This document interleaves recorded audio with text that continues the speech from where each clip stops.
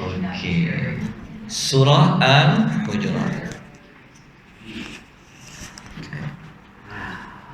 Surah Al-Hujurat ni maju saya tak apa.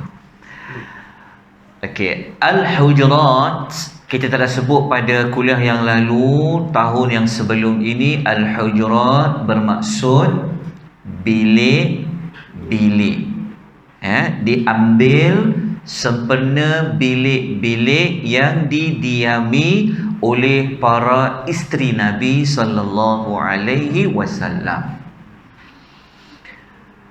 Kenapa diambil pada bilik? Bilik yang pertama, Rasulullah ni rumahnya tak sebesar orang kata boleh panggil rumah lah. Kita sudah maklum. Yang kedua, ayat-ayat yang diturunkan dalam suratul Hujurat ada berkaitan peristiwa Nabi SAW sedang berehat di rumah para isterinya. Cerita dia. Okey. Surah Al-Hujurat ni kalau kita tengok, ia juga, Assalamualaikum warahmatullahi wabarakatuh, ia juga dinamakan dengan surah yang berkaitan dengan al-akhlaq wal adab. Ya, surah yang berkaitan dengan akhlak, moral, etika, termasuk juga tentang adab. Okey. Jadi inilah surah utama yang kita patut belajar tentang adab. Okay. Masih ingat lagi dalam surah Hujurat, adab antara siapa dengan siapa, antara siapa terhadap siapa. Masih ingat lagi Al-Hujurat? Masih ingat lagi? Ada adabnya? Tak ingat dah?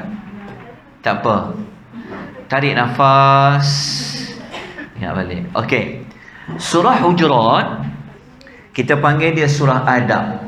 Sebab tu memang kena belajar Al-Hujurat. Okey, surah Hujurat cerita tentang adab. Jazakumullah khair. Tentang adab. Okey, masih ingat lagi adab antara siapa dengan siapa? Okey, inna lillahi wa inna ilaihi raji'un. Tak apa, dah habis dah. Tak apa, saya terlupa nak bawa ni Okey, cerita tentang adab. Ibu di belakang nampak tak tulisan saya? Pakcik nampak pakcik Cik nampak je Okey, abang lupa panggil pakcik pula Okey, yang pertama adalah adab dengan Allah dan Rasulullah sallallahu alaihi wasallam. Ini adalah adab yang paling tinggi.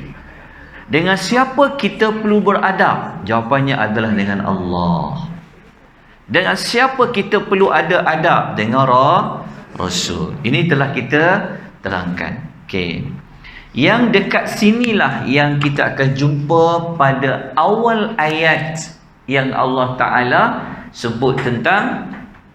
Nanti kita akan perincikan. Okey, yang kedua, surah ni cerita tentang apa? Adab dengan siapa? Adab dengan Rasulullah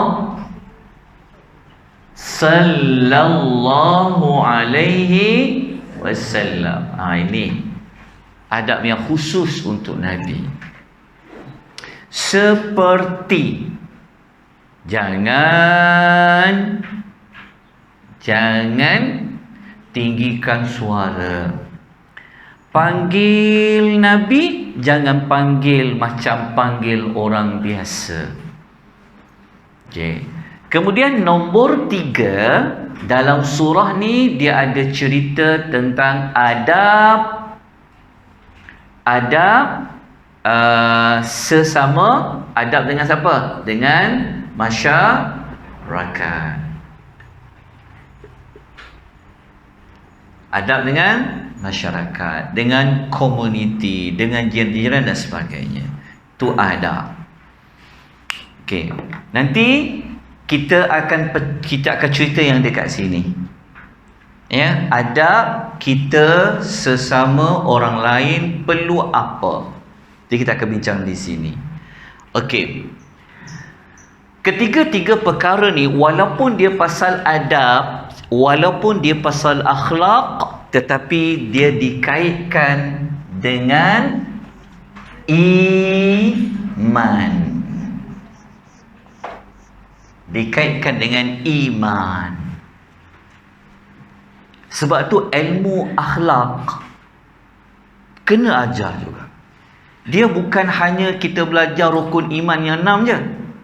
Tetapi kita dengan manusia pun dia termasuk dalam perkara iman. Perkara iman tu maksud dia apa?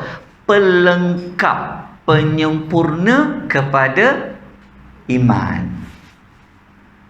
Pernah dengar tak hadis yang Nabi kata, sesiapa yang beriman pada Allah, beriman pada hari kiamat, hendaklah dia memuliakan jirannya. Tidak. Maksudnya, kalau dia tak muliakan jirannya, maknanya dia belum sempurna iman. Kita dah ajar di sekolah rukun iman 6 tu je, sampai kita terlupa bahawa manusia di sekeliling kita ni sebenarnya adalah kaitan dengan iman kita. Pelengkap kepada iman. Betul tak? Macam Nabi kata, dalam hadis Nabi yang sahih, Nabi kata, tidak beriman seseorang itu jika dia tidak mengasihi orang lain seperti dia mengasihi diri dia. Sebab itu, kalau kita jenis diri sendiri, tak peduli, tak mengambil cakna tentang orang di sekeliling kita, iman kita belum sempurna. Kalaulah ada bertanya, macam mana boleh kata bab adab dan akhlak ni ada kaitan dengan iman? Okey. Dalam surah Al-Hujurat, tuan-tuan akan jumpa diulang perkataan Ya ayyuhalladzina amanu. Cuba tak seruan yang Allah panggil, wahai orang yang beriman. Ada berapa kali Allah ulang? Masih ingat tak? Tak apa. Cari. Tak apa. Okey. Ada 4 campur 1, 5. Ada 5 kali ibu-ibu akan jumpa Allah panggil. Allah seru. Wahai orang yang beriman. Maksud dia apabila kita baca surah Hujurat, Allah panggil kita. Tak kira siapa baca. Laki baca ke, dia kata, wahai orang-orang beriman. Maknanya ada kaitan dengan iman tak? Ada kaitan dengan iman. Okey. Tetapi ayat tu dia nak bagi tahu juga, kalau betul-betul nak jadi orang yang iman dia sempurna, tunaikanlah perintah yang ada dalam ayat itu. Kan kalau kita ingat masa kita pernah belajar sebelum ni, kalau jumpa ayat wahai orang-orang beriman, selepas tu mesti akan ada apa? Ada kipas ni, alihkan sikit. Nampak tak? Okey, mesti akan ada arahan. Okey, dia akan ada arahan. Dan lepas tu kalau ibu baca je lepas ayat Ya ayyuhalladzina amanu, dia akan ada arahan lepas tu. Kenapa arahan tu? Arahan itulah sebenarnya pembuktian. Kalau nak jadi orang yang beriman, buat arahan tu. Arahan itu dia terbahagi kepada 2. Sama ada Allah suruh. Arahan itu dia terbahagi kepada 2. Sama ada Allah suruh kita buat ataupun Allah larang, Allah suruh kita tinggalkan.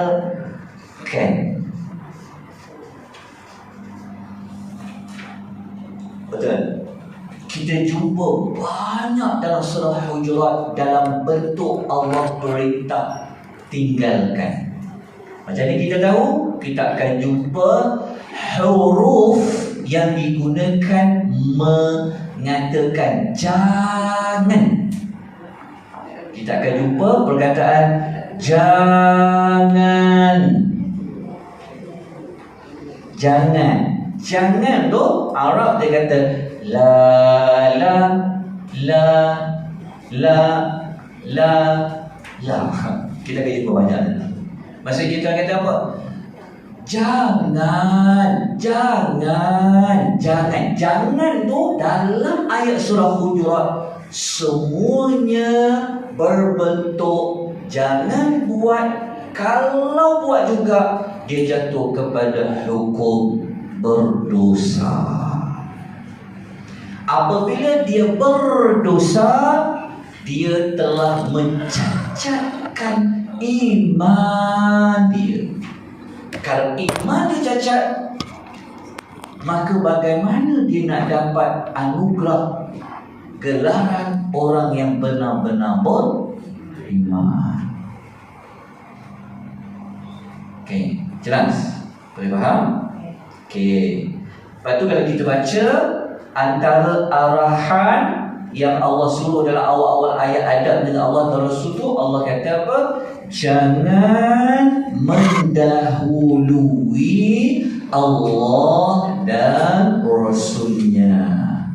Dia telah mencacatkan iman dia.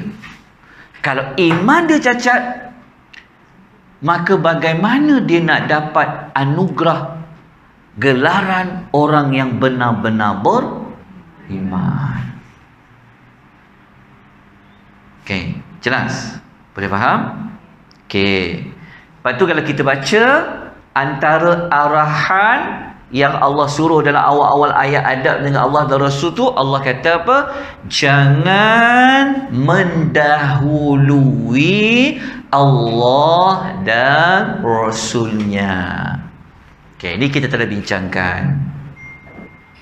Kemudian Allah kata apa lagi adab kepada Rasulullah?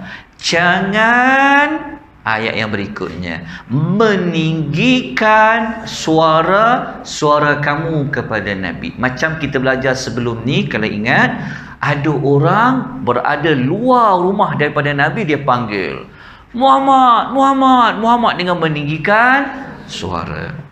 So turun ayat yang menegur mereka. Okey, kemudian adab dengan masyarakat. Ingat Allah kata apa lagi? Adab yang paling utama awal-awal mula-mula apa? Tentang maklumat, berita, khabar yang diterima oleh orang-orang fasik. Dan zaman sekarang memang ramai orang fasik. Betul tak? Banyak yang auta daripada fakta. Maka hati-hati. Maknanya Quran ni dia dah tahu dah, Allah dah tahu dah, benda yang paling besar dalam hidup ni adalah maklumat. Kalau dapat maklumat salah, boleh menyebabkan apa? Berpecah belah manusia ni. Tu yang zaman sekarang ni, orang ni fitnah sama orang ni, fitnah orang ni macam-macam. Jelas kan? Hati-hati ya. Okey, dan ingat lagi kita belajar dulu. Okey. Kemudian untuk adab kepada masyarakat, kita belajar tentang kalau ada pihak yang bergaduh, kita kena buat apa? Biarlah, tak payahlah ambil peduli. Betul tak? Macam tu ke? Tidak. Seboleh-bolehnya leraikan damaikan. Tu yang Tuhan kata, wa il ta'ifatani minal mu'minina qatatalu fa aslihu baina. Ayat tu kan betul tak? Gaduh. Ada tempat kita berlainan parti bergaduh, kena buat apa?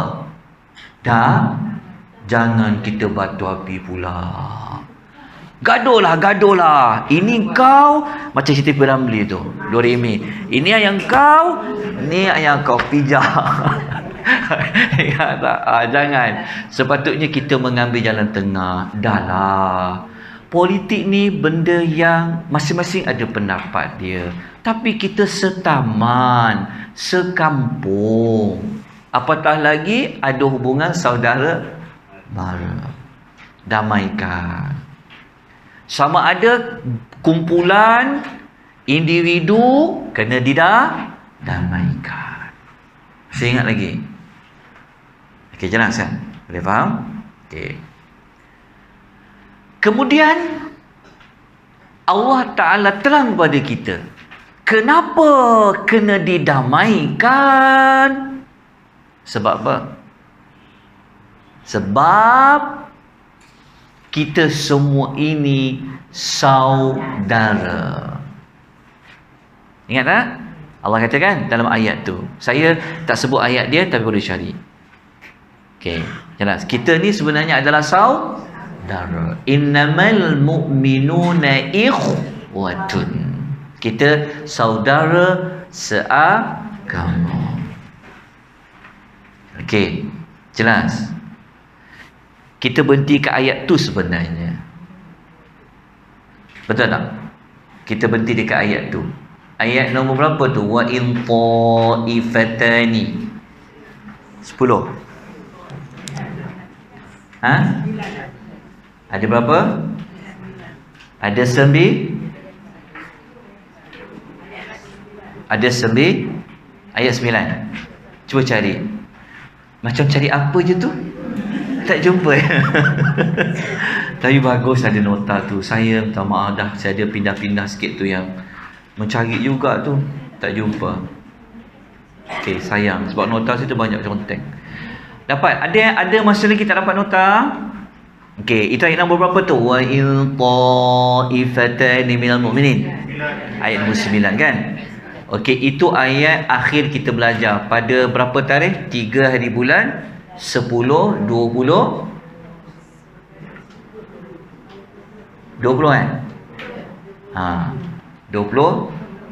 Tapi kenapa saya tengok tentera perempuan ni makin nampak macam muda Nampak macam ni mesti banyak solat malam ni. Tak betul. Solat malam ni Allah bagi dia min atharis sujud. Kan? Nampak ceria. Kan? Alhamdulillah, syukur. Barakah dengan Quran ni. Okey, jelas? Boleh faham Okey, maksudnya kita belajar penutup dia, Allah kata kalau ada pihak yang bergaduh kena buat apa? Kena didamaikan. Jangan kita jadi batu api pula. Jangan. Sebab ada pihak yang macam tu tau. Kalau dia bergaduh, biarkan. Kita ambil kesempatan. Jangan. Okey, jelas kat situ. Okey. Kalau tengok dekat nota depan ni, dia pun dah lama tak guna, dia dah macam berajuk dah. Keluar, dia tak keluar kat sini kejap dia kejap ada, kejap tak ada. Okey. Kejap Nampak tak dekat nota tu ada 6 seruan. Tadi saya kata 5 kan? Tapi 5 tu ibu hanya untuk seruan wahai orang beriman. Ada satu seruan yang dia bukan panggil orang beriman. Wahai sekalian manusia. Seruan juga tu. Ayat nombor 10. Jumpa. Ayat nombor 10. Okey, tak apa. Pelan-pelan kita cari dulu. Dapatkan dulu dia punya mood dia dulu. Okey, jumpa tak ayat nombor, bukan ayat nombor 10, maafkan saya. Ayat nombor 12. Jumpa tak ayat berbentuk seruan? Ya bukan ayat nombor 12, maafkan saya. Ayat nombor 13. Ayat pun dah tak ingat dah. Okey, ayat nombor 13. Jumpa tak? Ya ayyuhan nas. Kalau yang 5 tempat yang lain, ya ayyuhalladzina amanu. Kalau ayat 13 tu, ya ayyuhan nas, itu pun termasuk seruan. Maknanya kalau kita bincangkan, ada 6 seruan. 1 seruan umum untuk semua manusia, 5 seruan untuk tanda orang tu beriman. Okey. Dalam surah Al-Hujurat kita akan jumpa larangan disebut sebanyak 10 kali. Ingat tak ya kita la ada 10 kali. Kan? Maksudnya Allah suruh kita tinggalkan dalam bentuk jangan buat. Ada berapa jangan? Jangan ada 10 kali. Tapi ada juga arahan buat. Arahan buat tu contohnya apa? Kalau sampai berita orang fasik kena selidik. Jelas Okey, dah dapat dah. Dah nampak dah apa yang kita akan belajar lagi. Jelas? Ada apa-apa nak tanya? Sebelum kita akan terus pergi kepada ayat nombor 10. Ayat nombor 10. 11. Ayat nombor 11. Ayat nombor 11. Tajuk dia adab sesama orang yang beriman. Jumpa muka surat nombor 24. Okey. Jelas? Okey. Boleh saya teruskan? Kita tak sediakan makan untuk ibu-ibu ya. Sebab nanti akan datang kelas, mungkin kena gunakan duit kutipan tu, nanti kita buat makanan sikit. Ada siapa nak buat jamuan raya ke? Ini dah masuk bulan haram Bulan haram ni sepatutnya pahala lebih besar jamu orang makan daripada bulan Syawal. Dah betul. Saya makan tadi. Okey, siapa jatuh. Okey, saya padam Okey. Tak apa, nanti akan datang kita buat. Sebab kutipan tu ada lagi balance kot. Okey, duit kutipan tu sebenarnya adalah untuk bayar dewan Dewan kita 150. Daripada pagi, dia kira daripada pagi sampai tengah hari. Okey. Kalau tuan-tuan nak menyumbang, nyumbanglah lebih pada dia. Untuk kegunaan kelas kita. Saya tak boleh sebenarnya tak datang ke sini. Saya jadi macam ada benda je tak kena. Tak betul, sebab tamu surah tu tak habis lagi. Macam tergantung macam tu. Tak boleh. Tak apa, kita bincang balik. Sebab dia tak sama online dengan fizikal. Dia bertentang mata ni. Dia lain tau. Dia ada roh dia. Tapi penat banyak lah. Betul tak? Nak ni. Saya tak apa. Tak apa. Tuan-tuan jangan fikir pasal saya. Saya kena fikir pasal tuan-tuan. Sebenarnya. Ada ikut kelas Akademi Tadabbur Malaysia tak? Selalu saya hantar kan? Diam je semua orang. Itu saya tubuhkan semasa PKP dulu. Kelas percuma. Tak payah bayar. Okey? Tak apa, sebab bagi ilmu pada orang kan, Allah bagi barakah pada kita. Masa PKP dulu, kan 2 tahun kan? Ada ikut tak? Ada ikut. Okey, seronok tak kalau online? Kadang-kadang kita tertidur. Tak apa. Sebab online ni dia sampai ke luar negara. Daripada Brunei, Singapore, Arab Saudi pun ada, daripada Great Britain pun ada, Indonesia pun ada. Ya, saya kena teruskan usaha tu.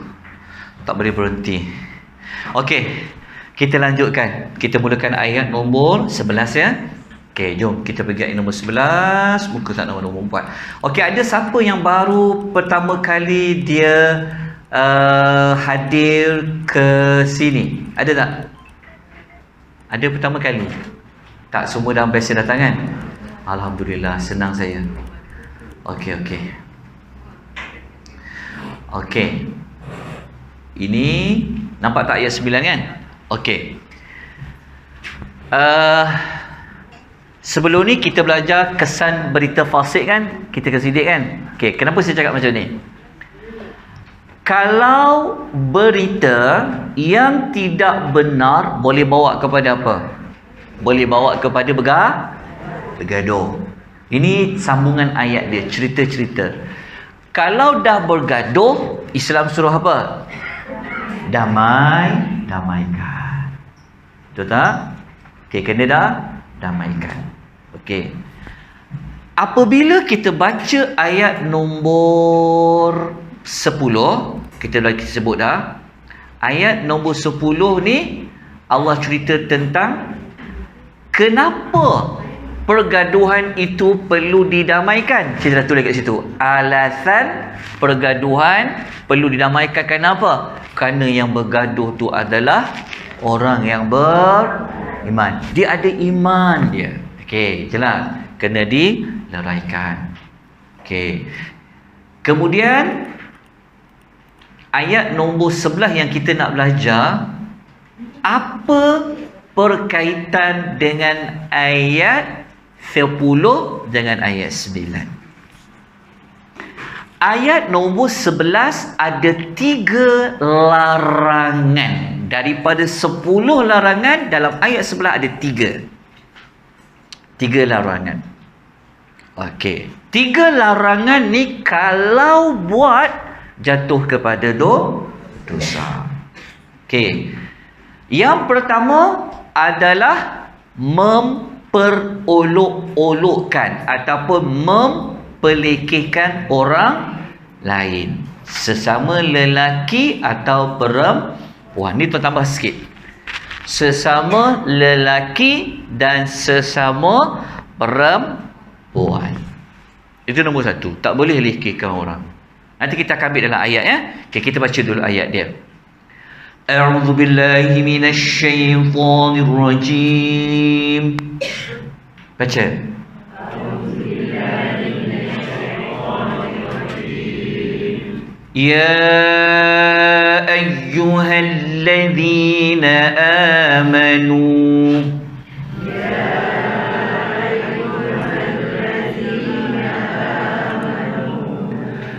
لا يسخر قوم من قوم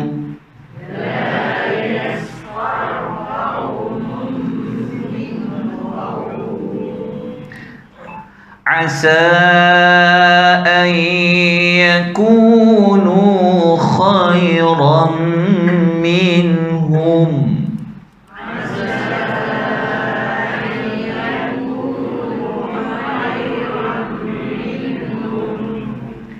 ولا نساء من نساء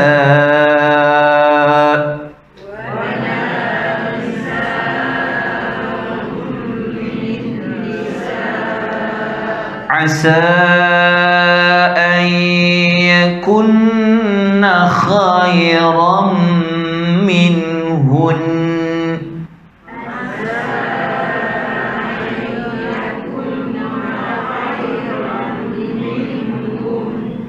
Itu ada larangan yang pertama. Larangan pertama kat mana? Ni, ada huruf la dekat sini, yang sini. Larangan dia la yaskhar qaumun min qaumin. Okey, ni larangan pertama. L nombor 1.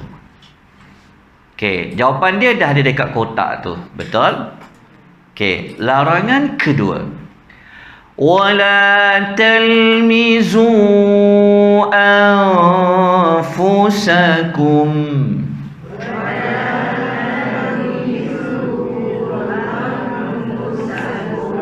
Itu larangan kedua. Gariskan larangan kedua. Okey. Larangan ketiga, wala tanabazu bil alqab.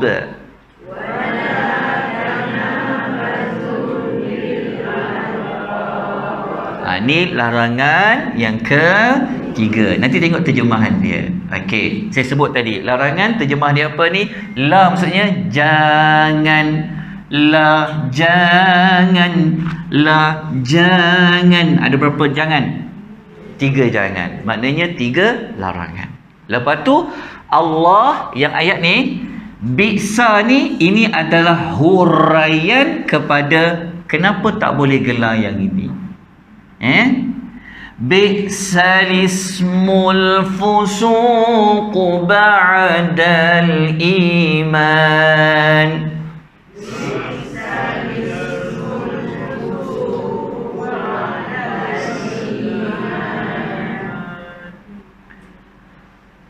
وَمَنْ لَمْ يَتُبْ فَأُولَئِكَ هُمُ الظَّالِمُونَ.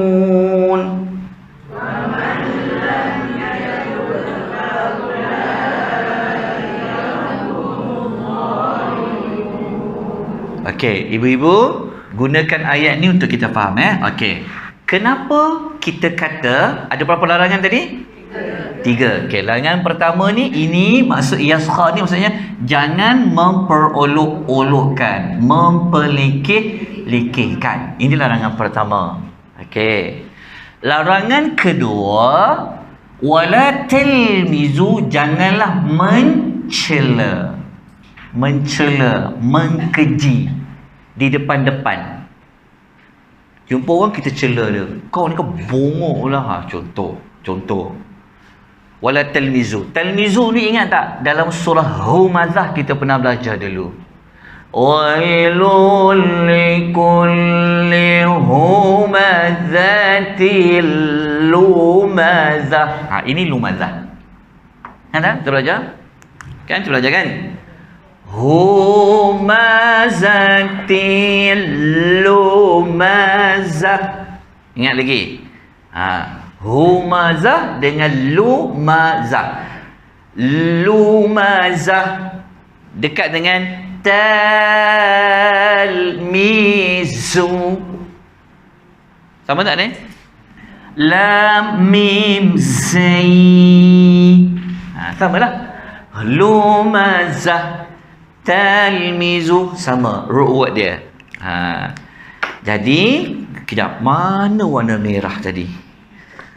Warna merah, apalah saya pakai warna biru Okey, ni lumazah dengan lamazah, lumazah sama saja. Kalau kita belajar dulu humazah, maksudnya adalah ngumpat di belakang. Tapi lumazah cakap secara berdepan. Kita maki orang tu depan-depan, kita cela di depan-depan, kita keji di depan-depan. Lumazah. Kenapa ada ta marbutah? Masih ingat lagi? Masih tak ingat Ustaz. Covid ni menyebabkan kami jadi banyak tak ingat. Banyak lupa. Dia telah menyerang ingatan kami. Dah betul. Menyerang minda. Kita jadi macam blur. Kan blur sangat kadang-kadang Okey, jangan tak jumpa rumah cukup. Okey, kita belajar. Kalau ta marbutah ni menunjukkan bersangatan.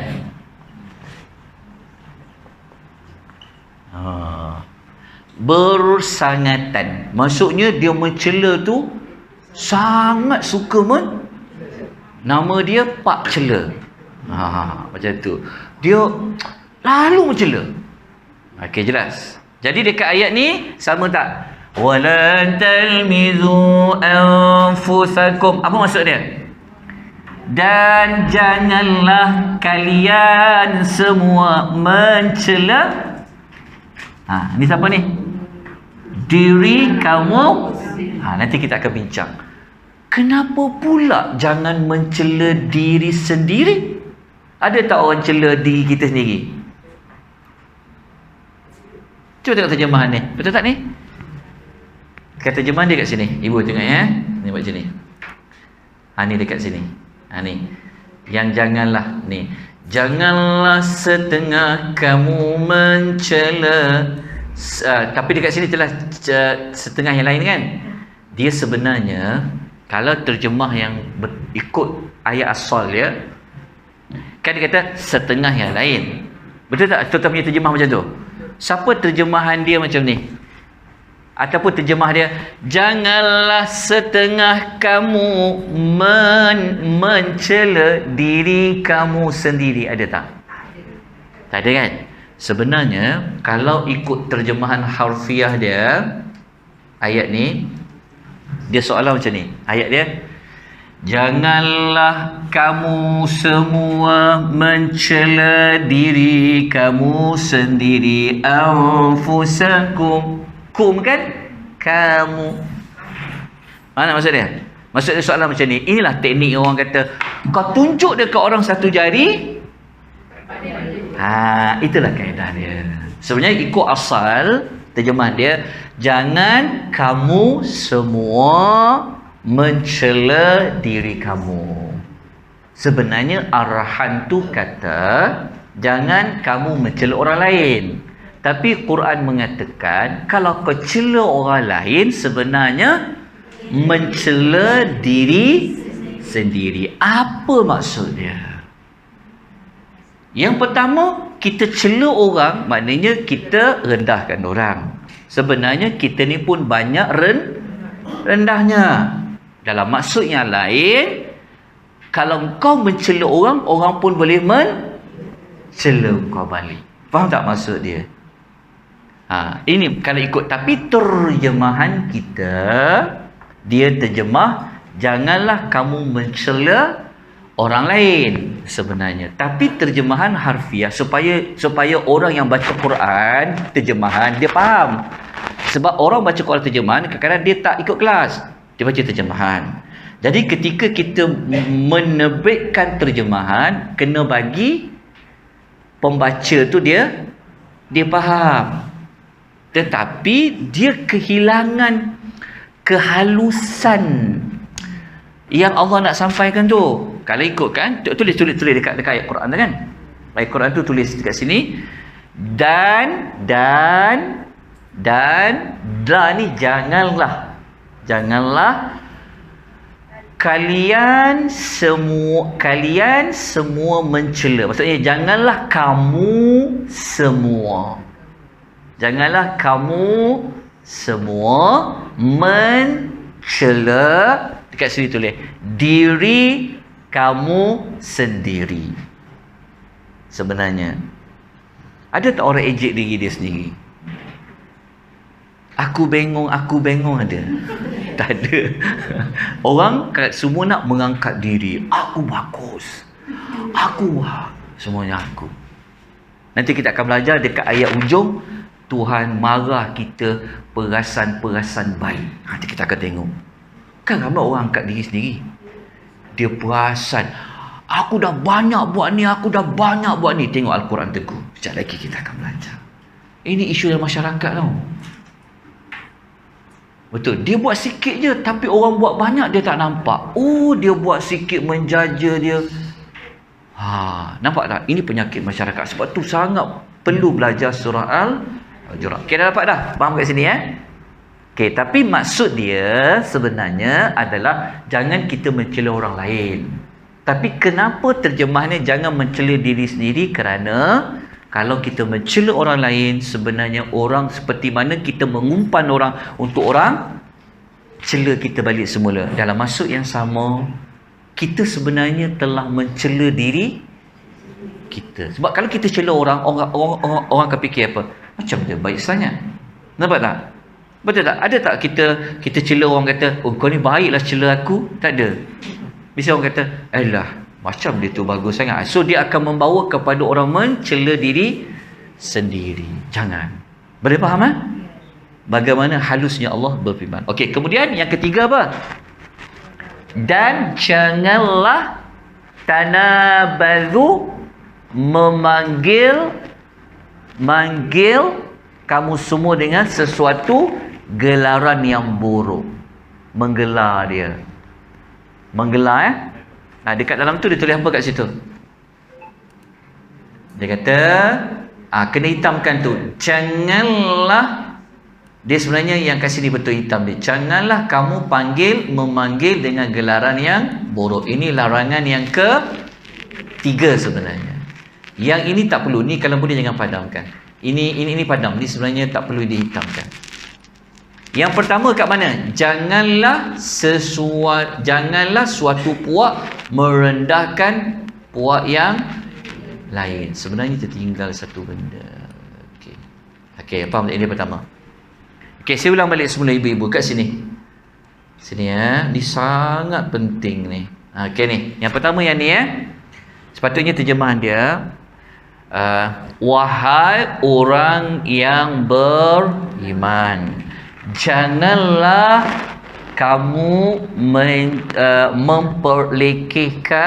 memperolokkan satu kaum dengan kaum yang lain. Maksudnya Tuhan kata kamu sesama kamu. Tuhan panggil kaum dengan kaum. Maksudnya setengah kaum dengan setengah yang lain.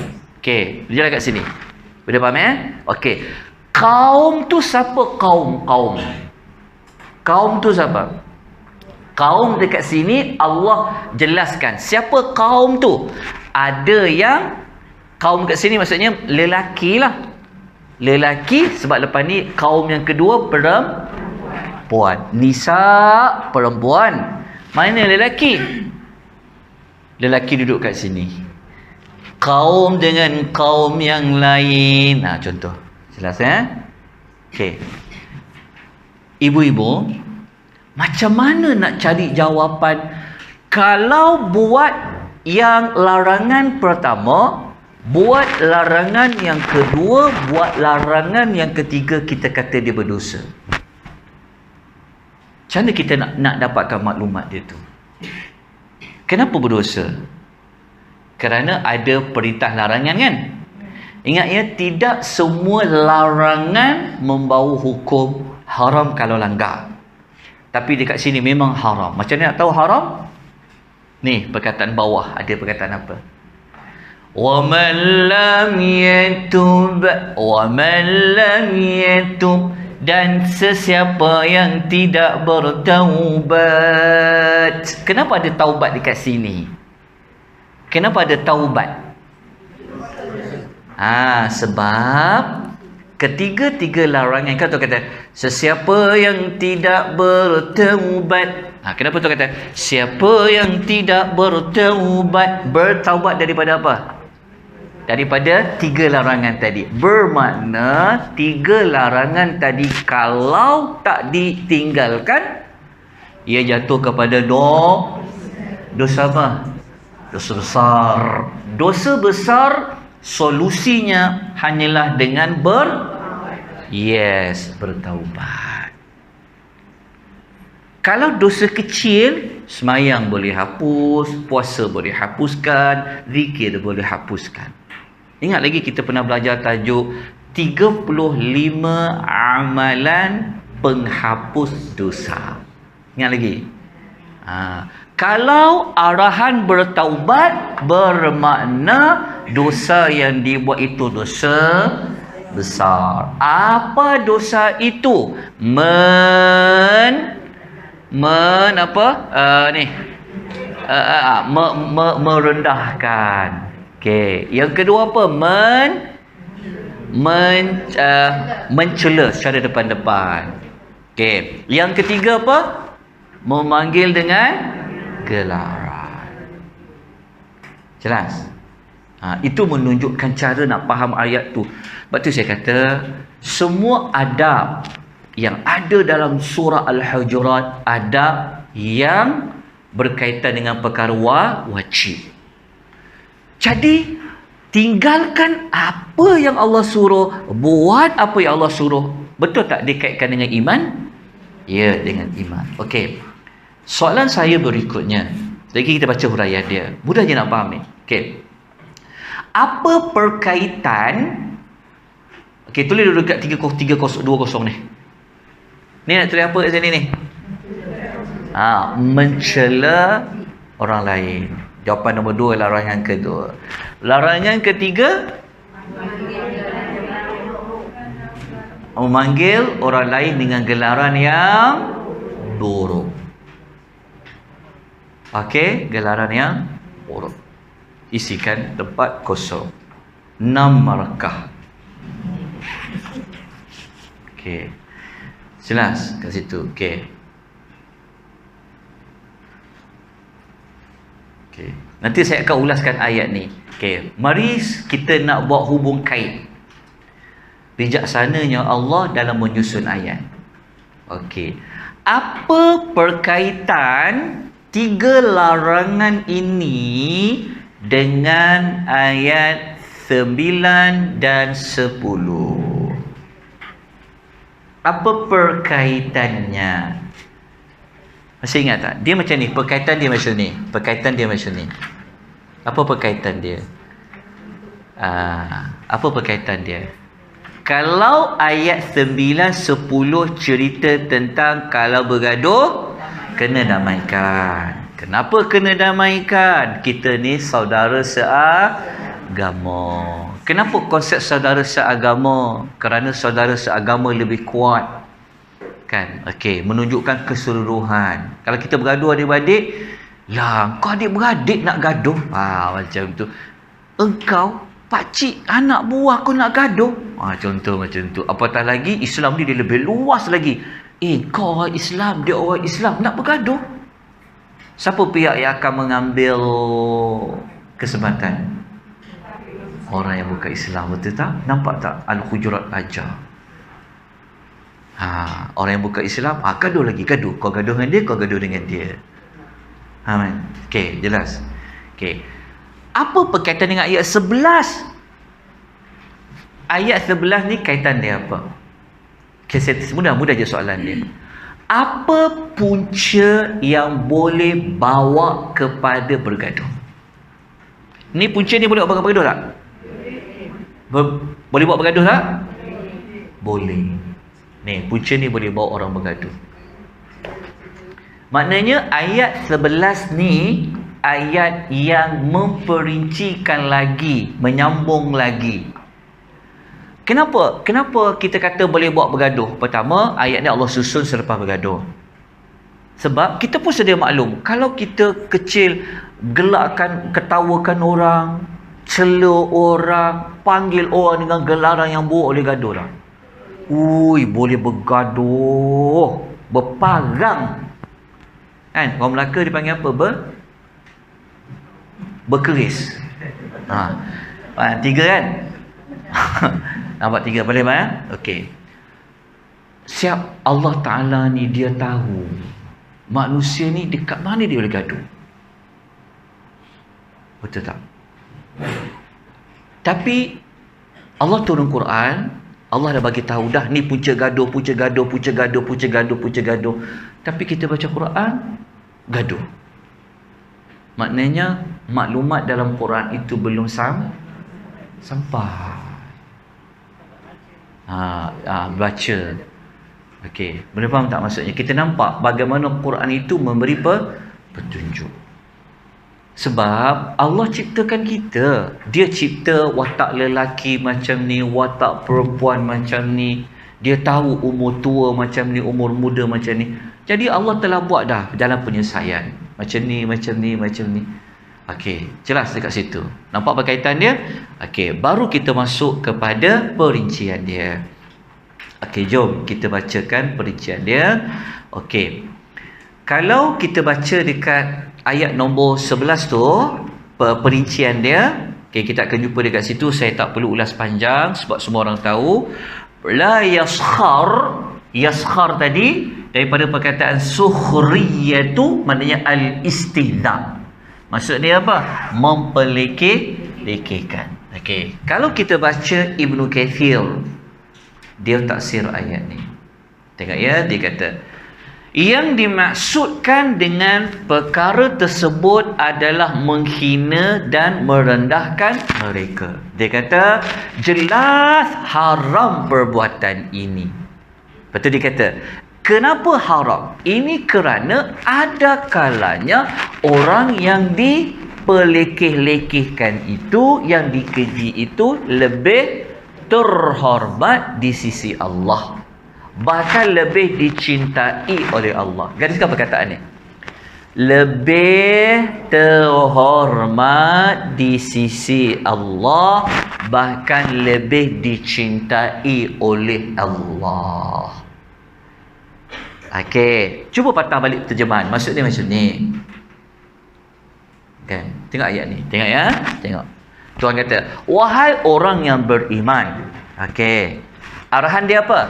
Jangan suatu kaum daripada orang lelaki mempelekehkan kaum puak lelaki yang lain. Kenapa? Apa justifikasinya tak boleh nak pelekehkan orang lain? Ketawa kau orang, bagi orang sama ada pada perkataan, perbuatan, isyarat, tingkah laku. Kenapa? Allah kata kemungkinan lelaki yang kau rendahkan itu lebih baik daripada mereka yang melekeh-lekehkan itu. Faham tak maksud dia? Maksud dia apa tahu? Lagi. Kenapa macam tu? Kenapa Allah kata, Allah bagi tahu ya? Allah bagi tahu. Allah kata, kau janganlah nak gelak-gelakan orang. Jangan kau pelekehkan orang.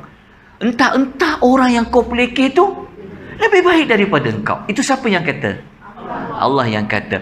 Allah kata macam tu sebenarnya Allah nak bagi tahu pada kita, engkau manusia nampak zahir saja, tapi yang tahu sebenar-benarnya siapa?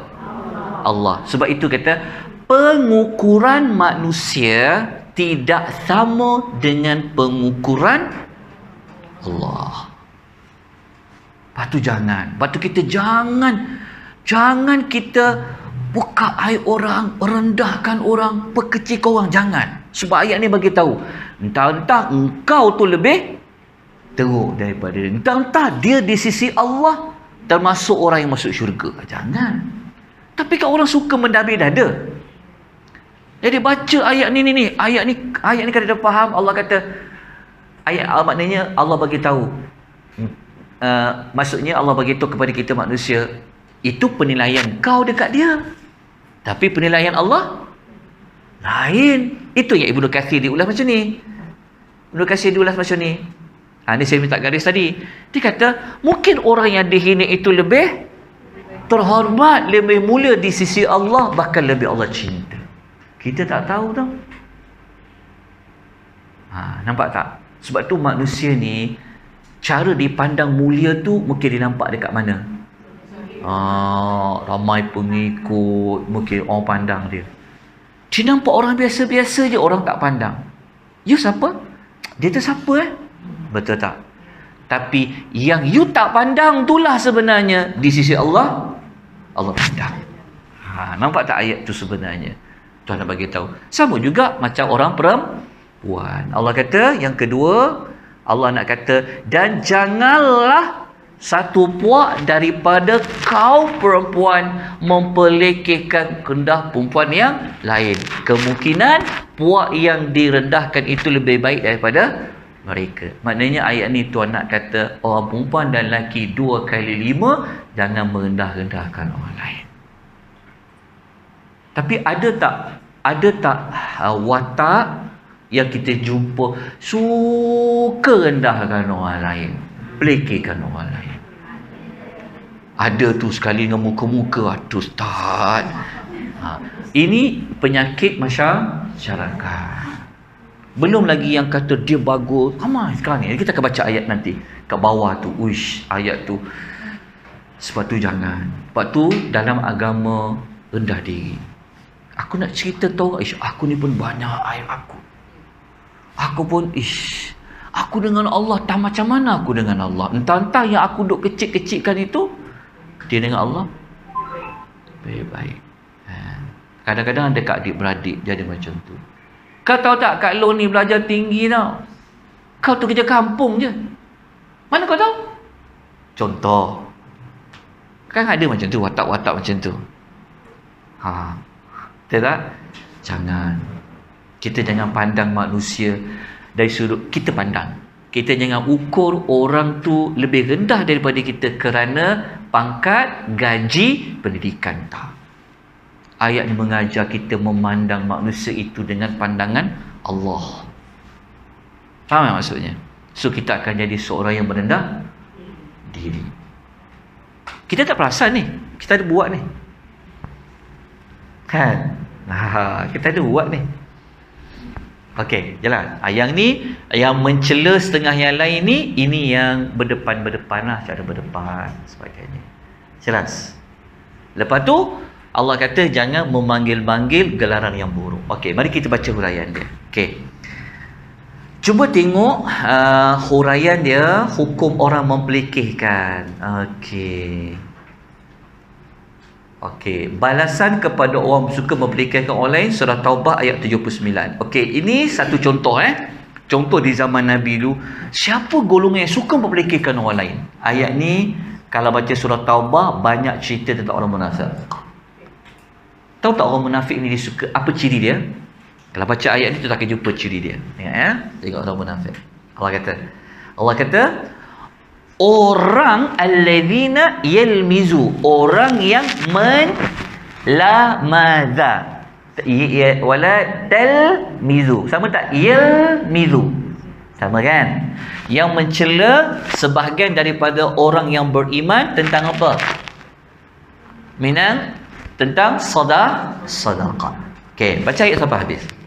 Dan yang mencela sebahagian sedekah yang mereka berikan dengan sukarela, dan mencela orang yang tidak dapat memberikan apa-apa kecuali sedikit sekadar kemampuannya, serta mereka mempelikihkannya. Okey, maksudnya macam ni. Orang munafik ni perangai dia apa tahu? Kalau ada orang sedekah dengan sukarela, dia kata, nak nunjuk lah tu. Dia rendah-rendahkan pemberian orang tu. Sepatutnya, terima kasih Syekh, tolong sedekah, infak, sepatutnya. Tapi ada orang sakit hati, dia kata, nak nunjuk lah tu. Nak tunjuk pemurah lah tu. Lepas tu, situasi kedua, kalau ada orang tu boleh kata, saya mampu bagi RM5 je. Orang munafik kata apa? Kalau RM5, baik tak payah bagi. Sikit tu je bagi. Kedekut berbenar, dia kata. Inilah orang munafik. Baca ayat ni. Dia suka mendah-mendahkan. Ada tak tu kadang-kadang watak kita? Itu je yang kau tolong. Itu je yang kau buat. Hati-hati Jangan. Dalam agama kita kena iktiraf apa saja yang manusia buat. Pada pandangan mata kita ia mungkin tak bernilai, tapi pada Allah sangat bernilai. Ingat lagi tak kita belajar dulu surah Al-Zalzalah. Bukan Al-Zalzalah, surah Al-Zal faman thaqulat mawazi, surah Al-Zalzalah lah. Tuhan kata apa? Faman ya'mal mithqala dzarratin.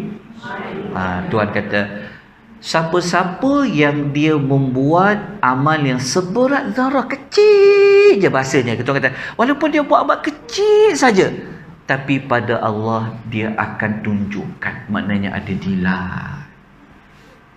Sebab tu jangan banding-bandingkan anak kadang-kadang. Anak tu seorang tu, anak tu mak sayang sangat kat dia. Sebab bagi duit raya, kau tebal dia bagi duit raya. Dia bagi duit raya. Sampul je duit. Hai. So lagi anak tu mak nak pegang-pegang pun malu. Jangan kadang-kadang kita tak perasan. Mungkin kita cakap tapi nampak pada bibir wajah kita. Jangan. Entah-entah anak yang bagi hanya RM10 itu lebih mulia, lebih ikhlas dia, lebih mulia di sisi Allah. Jangan jangan banding-bandingkan menatu. Kau parut kelapa je, orang lain jaga tengah malam, jaga dodol sampai 24 jam. Jangan. Kadang-kadang ada tak watak kita macam tu. Jangan. Bagi kita, terima kasih nak, appreciate dia. Entah-entah yang sikit tu lebih dekat. Jangan jadi macam orang munafik. Jelas Okey. Lepas tu Allah kata apa azab untuk mereka yang macam ni? Sakhirallahu minhum walahum azabun alim. Allah akan membalas pelekehan mereka dan bagi mereka azab yang pedih. Masa dekat dunia pelekehkan orang, nanti di akhirat Allah akan pelekehkan orang tu. Jelas Sebab tu Nabi ajar kita rendah diri, iktiraf apa yang orang dah buat dalam agama. Kadang-kadang cikgu cakap kat anak murid dia banding-banding, kadang-kadang ibu bapa dengan anak-anak, kadang-kadang adik-beradik sesama adik-beradik, kadang-kadang dengan jiran. Kenduri buat gotong royong tak belaka ke catering semua ni? Catering lah, ialah orang kaya-kaya kan. Tak sempat kan gotong royong kan. Gotong royong orang datang kuat bawang ke apa, ada satu jiran ni datang jenguk je. Kan kita nak sembang kau sambil membawang. Kau tengok tu, orang dah nak habis baru dia nak tunjuk muka. Jangan. Kita tak tahu. Sebab tu nanti kita akan belajar ayat lepas ni. Tuhan kata, jauhilah kebanyakan daripada sangkaan buruk. Entah-entah dia memang ada hal tak boleh nak datang untuk siang bawang dengan kita sampai berpedih-pedih mata kita. Aduh. Ada faham tak? Nanti kita akan belajar hukum asal dalam hidup ni. Kita kena pandang semua manusia itu baik dengan sangkaan baik. Itu hukum asal. Tapi kita boleh senggol-senggol pula kawan kita sebelah tu. Kau tengok tu. Kita tak sedar. Jangan berat tau. Saya cakap benda yang biasa orang buat kan. Kadang-kadang jangan. Dan balik buat jamuan raya, tolong adik-beradik, tolong. Kita cakap jangan. Dah dia boleh buat tu je macam tu, dah lah. Dia pergi kedai je, biarlah. Dah dia mampu takat tu, jangan pelekehkan. Jangan rendahkan. Nampak tak? Itu yang kalau kita pelekehkan jadi apa? Lepas tu ada pula orang bawa mulut. Jangan. Kau nak tahu tak masa aku siang bawang tadi, orang ngata kau lah. Siapa ngata kat aku? Sudah. Tak gaduh. Keluar grup WhatsApp. Pindah kampung. Jangan. Agama mengajar kita, punca-punca boleh bawa kepada pergaduhan. Okey, kita ambil ayat lain.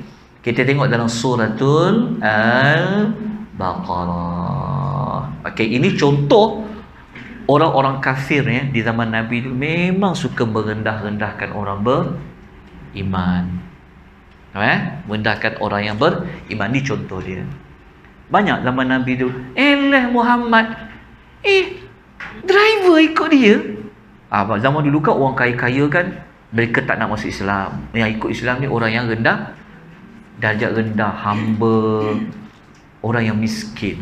Sebab itu kenapa orang ni dia jadi sombong? Apa sebab dia boleh jadi sombong? Ingat kita belajar? Tak ingat dah?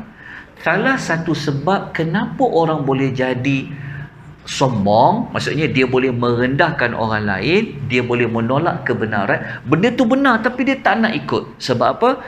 Salah satu sebabnya dia nak jaga status. Apa dia jaga status? Kalau orang kafir zaman Nabi dulu, kalau dia peluk Islam, dia sama macam orang kalau aku masuk geng dia karang, Tengoklah geng dia. Alamak. Walaupun dia tahu yang itu benar, tak yalah. Demi jaga status. Macam itulah orang dulu. Jelas Okey. Ni pun ada juga ni dalam berkelab-kelab, berpersatuan-persatuan ni. Hati-hati. Bandar ada. Kepala pagi kelas tu selalu kita kata, kenapa tak panggil orang lain datang? Kita orang, geng-geng kita orang adalah start. Kenapa geng-geng tu? Dia ada. Orang macam tu lama-lama kita tinggal. Assalamualaikum. Ilmu dia tak sampai. Belajar surah Hujurat. Lepas tu duduk meja makan, nyap ngumpul orang ni kan. Maksudnya hidayah tu tak sampai. Okey, jelas Okey, kita tengok contoh hadis Nabi lain. Kita tengok Nabi marah kalau kita mempelekeh, menghina orang. Nabi kata apa? Nabi SAW bersabda, bihasbi mri'in minasyarri ayyahqira akhahu muslima. Cukuplah seorang tu dikatakan jahat apabila dia menghina saudaranya sesama Muslim. Tengok Nabi iktiraf dia. Okey, dia tuduh orang jahat, sebenarnya dia tu yang jahat. Okey, tengok hadis lain. Sabda Nabi SAW. Okey, ni. Okey, kita tahu kan definisi sombong apa? Ni Nabi sebut tentang definisi sombong. Nabi kata, tidak akan masuk syurga orang yang di dalamnya terdapat sombong sebesar biji sawi. Ada lelaki bertanya, ya Rasulullah, kalau baju dia cantik, kasut dia cantik, dia sombong tak? Nabi kata, tak. Sebenarnya Allah tu indah. Dia suka yang indah-indah. Jadi lepas ni pergi kedai kasut, kedai butik. Sebab Allah suka yang indah. Cuma kalau dah beli kasut dengan baju yang mahal, janganlah merendahkan orang lain pula. Kau ada? Itu salah. Sebab Nabi kata apa kat sini? Orang yang sombong tu dia menolak kebenaran dan merendahkan orang lain. Tak boleh. Itu tak bagi. Okey. Sebab apa dia boleh merendahkan orang lain? Sebab dia rasa dia lebih baik. Jangan. Dia tak tahu orang yang dia rendah tu di sisi Allah dia lebih baik. Okey. Contoh yang paling jelas yang suka mempelekehkan orang ni adalah Iblis. Dia telah merendah pelekehkan apa? Nabi Adam alaihi salam. Daripada tanah. Dia dari tanah, kau nak minta aku sujud dekat dia? Aku dari api lah. Kan? Pernah tak dengar skrip macam tu? Kau siapa? You tahu tak I siapa? Macam tu. Kan? Kau belajar tingkatan berapa je? Belum ni kau tahu tak? Jangan. Kadang-kadang orang tak belajar tu, kadang-kadang dia cakap benda yang benar. Jangan. Walaupun kita makan garam dulu, tapi belum tentu kita benar. Okey Okey, ni kita perlu ulang balik. Okey, kita terus pergi kepada ayat ni, ayat 11 tu. Okey. Ayat 11 tu tadi kan kita jumpa yang Allah kata jangan kamu memanggil antara satu sama lain bil alqab kan.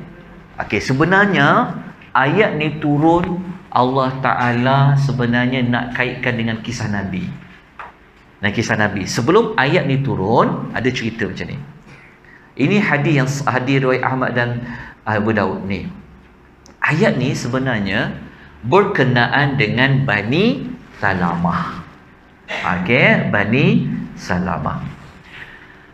Dia kata Rasulullah sallallahu alaihi wasallam pernah sampai kat Madinah. Apabila Nabi sampai Madinah, orang Madinah ni dia ada banyak gelaran tau, 2-3 nama. Dan Nabi pun panggillah dengan salah satu gelaran. Okey, faham maksudnya? Tiba-tiba lelaki yang Nabi dipanggil dengan gelaran itu, ada orang mengadu kepada Nabi, "Ya Rasulullah, sesungguhnya dia marah kau panggil dengan nama macam tu." Nabi tak tahu sebab dia ada banyak orang gelar dia, boleh panggil dia ni, boleh panggil dia ni, boleh panggil dia ni.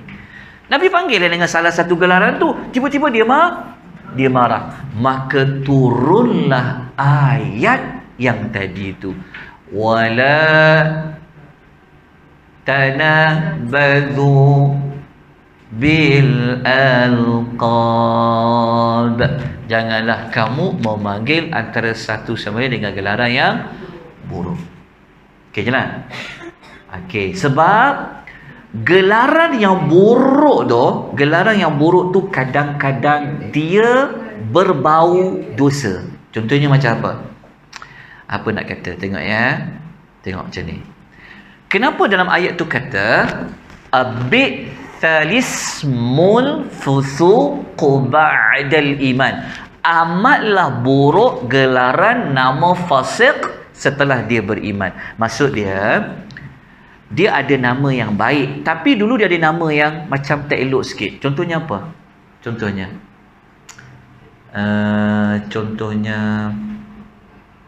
kadang-kadang contoh macam ni tau. Ada setengah orang dia dah hijrah, dia dah berhijrah. Kadang ni banyak lah artis ni. Kadang-kadang kalau kita cakap dia tu artis tak, dia tu dulu artis dulu gini-gini, kadang dia tak suka orang ulang. Sebab itu ada kaitan dengan kisah-kisah lama dia, boleh faham tak? Ataupun dia ni dulu dia dulu ni contoh dia jahat lah, tiba-tiba dia dah insaf, tapi orang duk gelar dia yang lama tu. Tak boleh macam tu.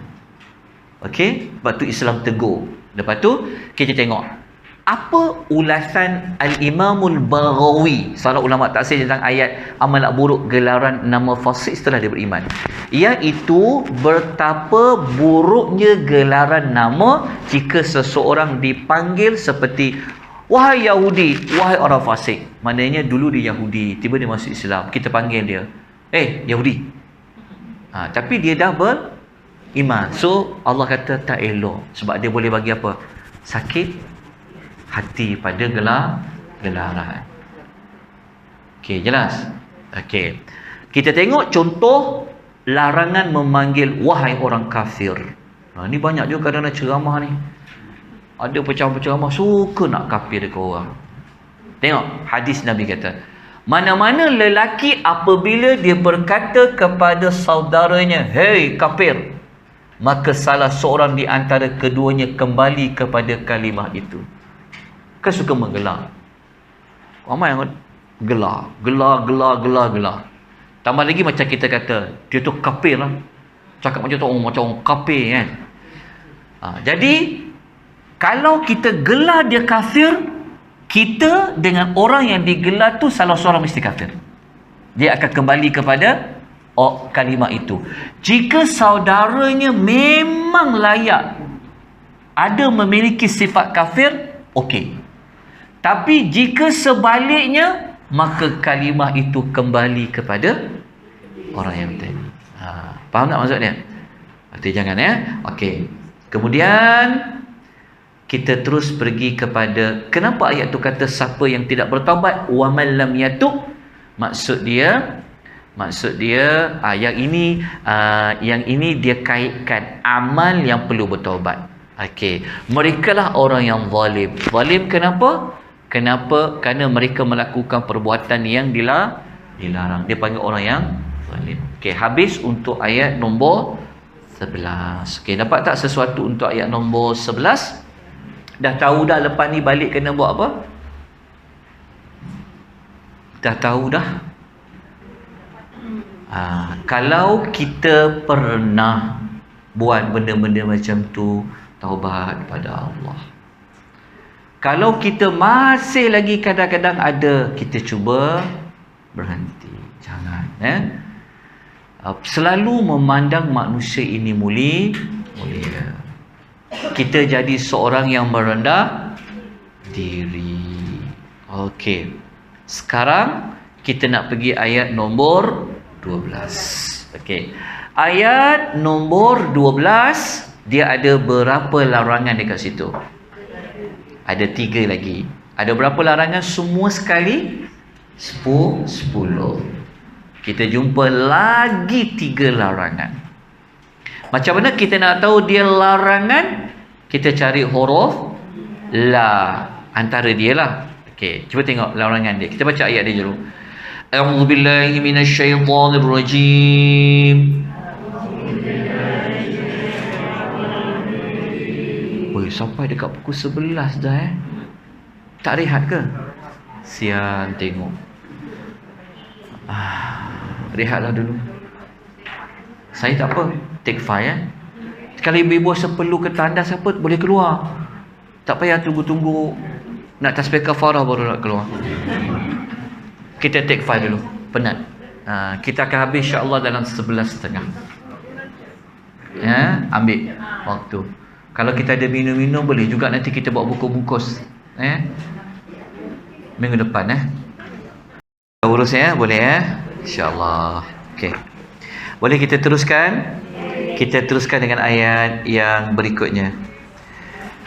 Okey, sebelum kita pergi kepada ayat yang berikutnya, muslimin dan muslimat rahimani wa rahimakumullah, saya nak perkukuhkan maklumat tentang memanggil gelaran yang tidak baik.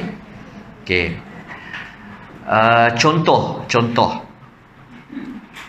di zaman sahabat, ada tak sahabat yang digelar dengan gelaran bapa kucing?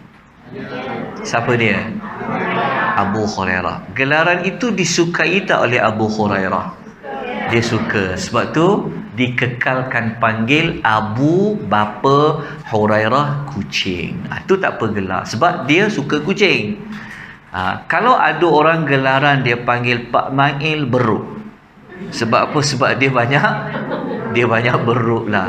Jadi kalau kita panggil macam tu, dia suka tak? Kalau dia tak suka, maka jangan kita panggil. Wala tanabazu bil alqab. Jelas Ataupun apa lagi gelaran?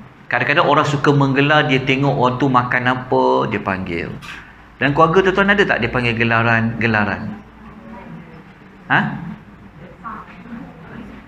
Gemuk. Contohnya orang tu dia suka lemang. Kalau jumpa lemang, dia lemang je. Orang panggil dia apa? Haji Lemang. Jadi orang tahu lemang tu, kenapa panggil dia lemang? Sebab dia kuat makan lemang. So kalau panggilan macam tu boleh menyebabkan sakit hati tinggalkan. Ayat nombor 11 yang kita belajar tadi, Allah Ta'ala nak terangkan kita perbuatan yang zahir Allah larang. Seperti apa? Merendah-rendahkan, memperolok-olokkan, mempelekeh, mengkeji, mencela dan juga memanggil dengan gelaran ataupun nama. Kan? Sebab benda tu nampak. Ayat nombor 12, Allah larang kita perbuatan yang orang tak nampak. Ni ayat nombor 12. Tapi tak sebut ayat lah. Di sini apa yang tersembunyi? Sangkaan buruk. Sangkaan buruk ni pun sebenarnya benda yang terbunyi. Kenapa saya kata macam tu?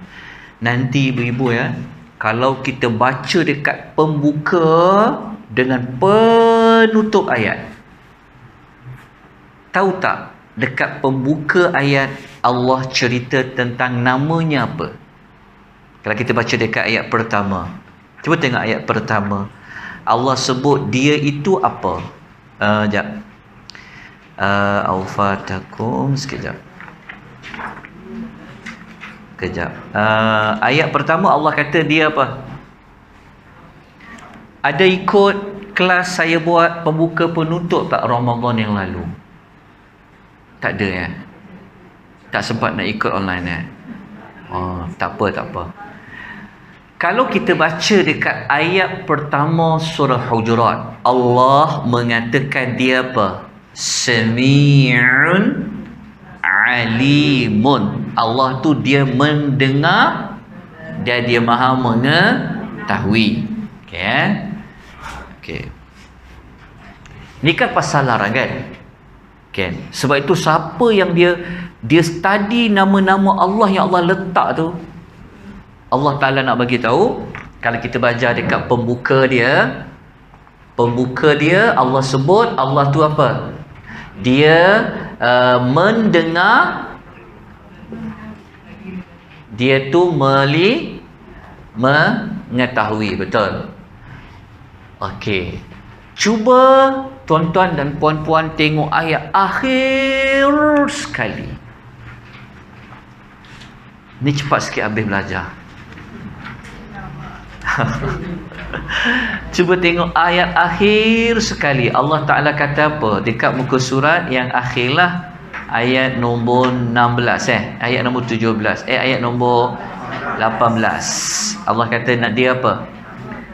Wallah innallaha ya'lamu. Dia maha mengetahui. Okey, dia mengetahui. Lepas tu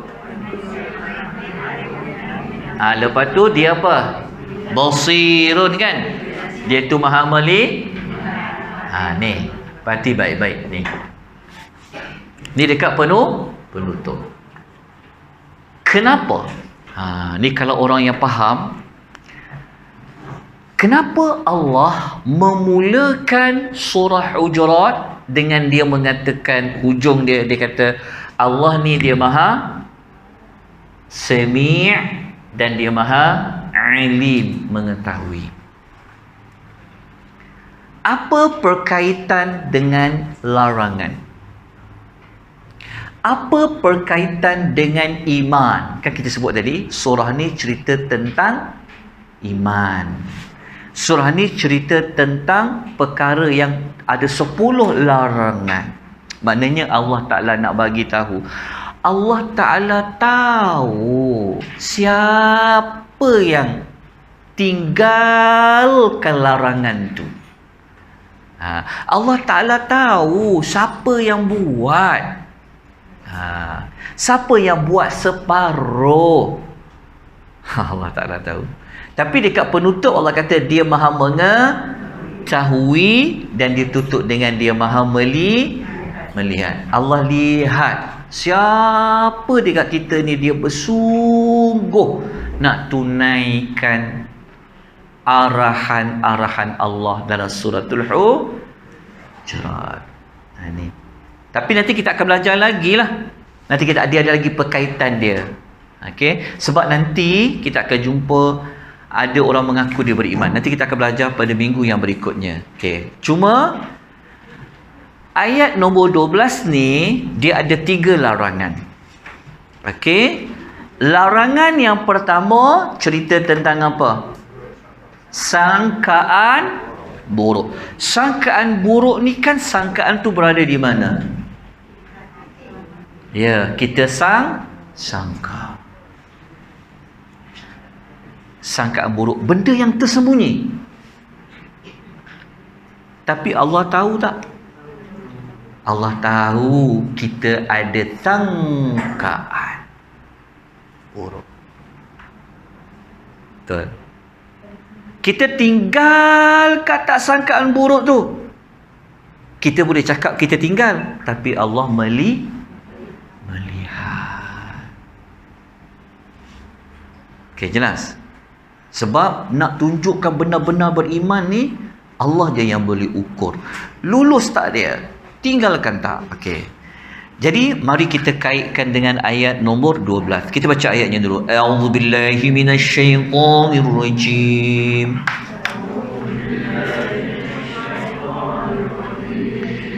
Ya ayyuhalladzina amanu.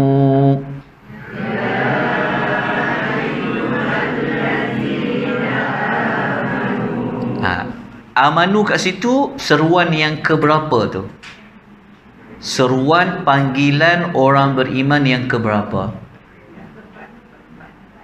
4 ke? Betul ke 4? 4 macam mana ni? Yang kelima kot. 5. Betul tak? Cekira. Betul tak? Yang kelima. Maksudnya panggilan orang beriman yang terakhir. Yang kelima. Allah ulang lagi sekali. Sebab apa? Ini isu benda yang dalam hati ni. Bawa ke otak ni sangkaan ni. Jelas faham Ini yang kelima, betul tak? Tak saya salah? Okey. Betul tak? Kena selidik apa saya cakap ni. Tak semua betul. Betul tak? Dah kira dah. Masya Allah. Dah kira dah. Okey. Yang kelima. Akhir sekali untuk yang kelima tu. Lepas tu Allah kata, kalau kamu betul nak jadi orang beriman, Allah suruh kita tinggal apa? Ijtanibu kathiran minadh-dhann.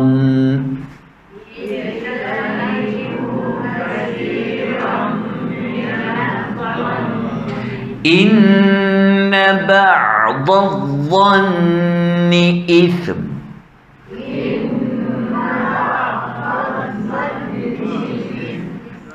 Ini adalah larangan pertama. Larangan pertama iaitu apa? Jauhilah kebanyakan daripada assumption, sangkaan buruk. Okey. Kenapa Allah suruh jauh sangkaan tu? Diterangkan pada ayat tu, inna ba'dadh-dhanni ithm. Kerana, jumpa tak perkataan kerana? Kerana tu, perkataan kerana tu menunjukkan bahawa kenapa tak boleh sangkaan buruk. Kata Allah, kerana sesungguhnya sebahagian dari sangkaan itu adalah berdosa. Okey, itu larangan pertama. Larangan kedua, wala tajassasu. Baca. Janganlah kamu mengintip. Jangan mengintip. Jangan pasang spy. Jangan pasang penyiasat peribadi. Jangan cari kesalahan, kelemahan orang lain. Itu yang kedua, larangan kedua.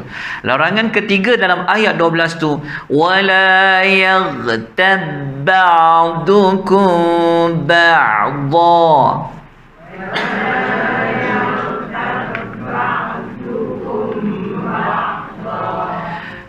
Okey, itu larangan ketiga tentang apa? Janganlah setengah kamu mengumpat setengah yang lain. Okey.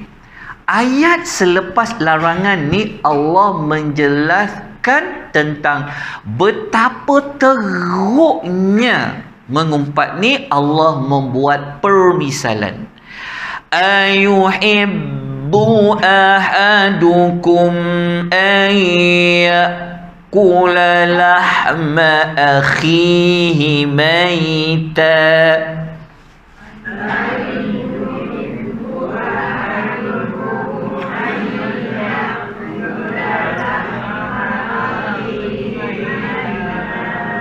فكرهتموه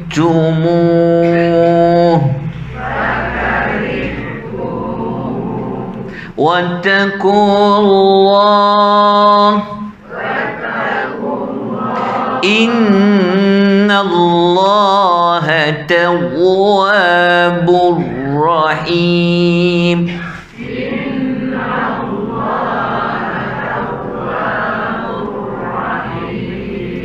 Okey, cuba tengok perumpamaan dekat situ. Ada belajar perumpamaan dalam Quran tak? Saya ada modul baru yang tengah nak buat dan mengajar pun, tajuk perumpamaan di dalam Quran. Nanti saya kongsikan nota-notanya. Salah satunya ni Allah buat perumpamaan orang yang tidak ada di depan kita, yang kita sedang umpat dia tu, Allah gambarkan dia seperti orang yang mati. Kita tengok Allah kata apa. Allah kata, adakah kat sini adalah persoalan. Tapi persoalan itu bukan persoalan yang seperti bagi pilihan. Tengok kalau kita baca ayat dia. Adakah seseorang daripada kamu suka memakan daging saudaranya yang telah mati? Tuhan tanya. Mungkin ada orang dia suka.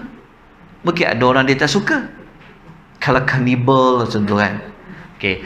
Adakah dekat situ, tulis. Adakah dekat situ sebenarnya membawa kepada maksud mengingkari. Dia panggil persoalan yang berfungsi mengingkari perbuatan mengumpat tu. Dia panggil al-istifhamu ingkar. Mengingkari, ya. Okey. Memakan daging saudaranya yang telah mati. Kenapa kamu tak nak makan? Fakaritumu, maka sudah tentu kamu jijik, kamu tak suka. Kenapa Allah bawa gambaran orang yang diumpat itu seperti mayat, daging saudaranya telah mati? Sebab kalau mayat tu kita apa-apakan dia boleh balas? Tak boleh. Kalau dia boleh balas, ca alif ba waw ta cabut. Ni kisah jenazah sebelah tu. Jenazah sebelah tu. Dia kata, pelan-pelan lah sikit mandikan aku tu. Sudah, siapa pula ni? So dia tak boleh nak buat apa-apa. Membawa maksud orang yang kita umpat di belakangnya, dia tak ada kesempatan untuk mempertahankan dirinya. Dia tak ada pertahankan. Seolah-olah dia seperti mayat yang telah mati. Kenapa daging saudaranya itu umpama maruahnya? Okey. Tapi saya pernah ajar sebelum tajuk umpat kan, ingat tak? Saya pernah ajar dekat surah Lazim dulu, ingat tak? Yang 6 sebab boleh mengumpat. Ingat tak? 6 sebab tu kena baca tu. Okey, saya ingat kan? Kita belajar dulu dekat perincian wailul likulli humadatil lumadah. So saya tak susah nak cari. Tapi siapa yang ada ke tak ada ke, nanti kita bagi nota balik. Okey, lepas tu Allah perintah kita bertakwa. Allah perintah bertakwa tu, Allah Ta'ala nak kata, kalau kamu nak jauhkan diri daripada Allah murka, daripada masuk neraka, kamu kena tinggalkan 3 larangan tu. Allah kata. Tapi kalau kamu dah buat, kamu pernah buat, Allah kata bertaubat. Lepas tu Allah bagi tahu, Allah sangat penyayang kepada orang yang beriman. Kepada orang yang bertaubat, yang itu sebenarnya beriman. Okey, 3 larangan pertama tu apa? Isikan 3 larangan pertama tu. Nombor 1 apa? Ya, yang pertama adalah sangkaan buruk, negative assumption. Tak boleh. Okey, nombor 1. Sangkaan buruk ni benda tersembunyi, tapi Allah tahu. Lepas tu yang kedua, larangan kedua apa? Mencari kesalahan, mencari kekurangan. Lepas dah jumpa, cari, adalah modalnya. Nanti nak lepak-lepak. Bijak tak Allah Ta'ala? Dia seolah-olah Allah bagi tahu kepada kita, apabila kau dah sangka buruk, engkau akan cari-cari sangkaan buruk itu. Kalau kita sangka, jumpa satu hari, jumpalah lelaki dengan perempuan berjalan. Macam ustaz aku je tu. Siapa perempuan dia tu? Sudah, dia sangkaan, betul? Daripada sangkaan tu nanti dia akan bawa mencari jawapan apa yang dia sangka tadi. Tu yang Tuhan kata dia akan datang kepada mengintip. Mengintip zaman sekarang ni bukan tengok kat tingkap tu. Dia tengok FB orang tu, Google orang tu. Dia cari siapa bini ustaz ni, nak tengok muka dia ni sama tak macam yang aku nampak hari tu dekat Melaka Mall. Sudah. Boleh faham tak? Ataupun suami jiran-jiran tengok, aku rasa tu macam suami. Siapa pula perempuan depan dia tu? Cantik pula. Entah-entah. Oi, dalam kurungan. Apabila dia ada sangkaan tu, dia akan jadi apa? Carilah jawapan dia, intip. Intip tu ada banyak cara. Faham tak? Ni orang kerja kita. So, biasanya orang yang sangkaan buruk tu, dia akan cari jawapan dia. Dia akan bawa kepada mengintip. Dia hantar spy ke, dia tanya orang ni ke, macam-macam dia buat. Apabila dia jumpa jawapan, dia akan bawa kepada